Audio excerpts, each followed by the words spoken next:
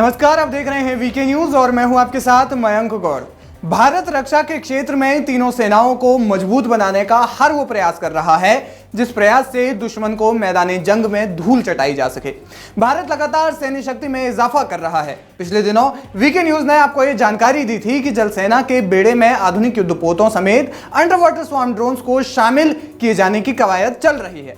अब इसी कड़ी में भारत की वायुसेना में भी बेहतरीन लड़ाकू विमानों को शामिल करने की तैयारी है। सूत्रों के मुताबिक 12 सुखोई लड़ाकू विमानों की डील होने के बाद अब भारत रूस से मिग-29 फाइटर जेट्स खरीदने की तैयारी कर रहा है। बताया जा रहा है कि ये डील भी अपने अंतिम चरण में है। आपको बता दें कि भारत लगभग 3 दशकों से मिग सीरीज के फाइटर जेट्स का इस्तेमाल कर रहा है। सेना इससे खासी संतुष्ट है।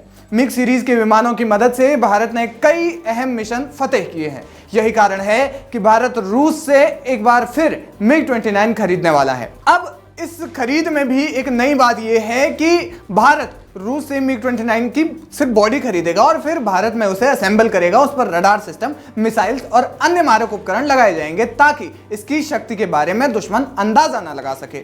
मीडिया रिपोर्ट्स का कहना है कि इस मिग-29 में ब्रह्मोस मिसाइल लगाई जाएगी। इस ब्रह्मोस का वजन लगभग 1.5 टन है और इसकी रेंज लगभग 1200 किलोमीटर है। बताया जा रहा है कि भारतीय वायुसेना के पास इस समय फाइटर जेट की 30 स्क्वाड्रन है, जबकि चीन और पाकिस्तान के मोर्चे पर सुरक्षा के लिए वायुसेना को 41 स्क्वाड्रन की जरूरत महसूस हो रही है। कहा जा रहा है कि एक साल के अंदर मिग-21 की 3 स्क्वाड्रन रिटायर हो जाएगी, जिसके बाद फाइटर जेट्स की कमी और बढ़ जाएगी।